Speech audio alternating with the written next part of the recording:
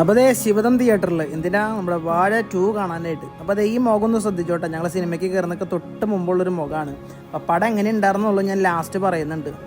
പടം തന്നെയാണ്. അപ്പോൾ അതേ ഫസ്റ്റ് ഞാൻ എന്നെ കണ്ട മുഖമാണ് ഇപ്പോൾ നോക്കി സിനിമ കണ്ടു കഴിഞ്ഞപ്പോൾ ഉള്ളൊരു അവസ്ഥയാണ്, കരഞ്ഞാകെയായി. പടം എങ്ങനെയുണ്ടെന്ന് ചോദിച്ചു കഴിഞ്ഞാൽ അടിപൊളി പടം.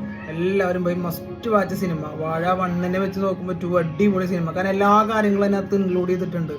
എനിക്കൊക്കെ തോന്നുന്നു വെച്ച് കഴിഞ്ഞാൽ ഒരു ലെവലിൽ നിന്ന് അടുത്ത ലെവലിലേക്ക്, അത് കഴിഞ്ഞ് അടുത്ത ലെവലിലേക്ക്, പിന്നെ പീക്ക് ലെവലിലേക്ക് എത്തുന്നതായിട്ടില്ലേ. നമ്മൾ കോമഡിയിൽ നിന്ന് പിന്നീട് സങ്കടത്തിലേക്ക് എത്തി. പല കാര്യങ്ങളും നമ്മുടെയൊക്കെ ജീവിതാനുഭവങ്ങൾ ഒരുപാട് അതിനകത്ത് അവർ ഇൻക്ലൂഡ് ചെയ്തിട്ടുണ്ട്. നമ്മുടെ ലൈഫ് മെയിനായിട്ട് 90s ജീവിച്ച് വന്ന കുട്ടികളുടെ കാര്യങ്ങൾ അതിനകത്ത് കറക്റ്റായിട്ട് ഇൻക്ലൂഡ് ചെയ്തിട്ടുണ്ട്.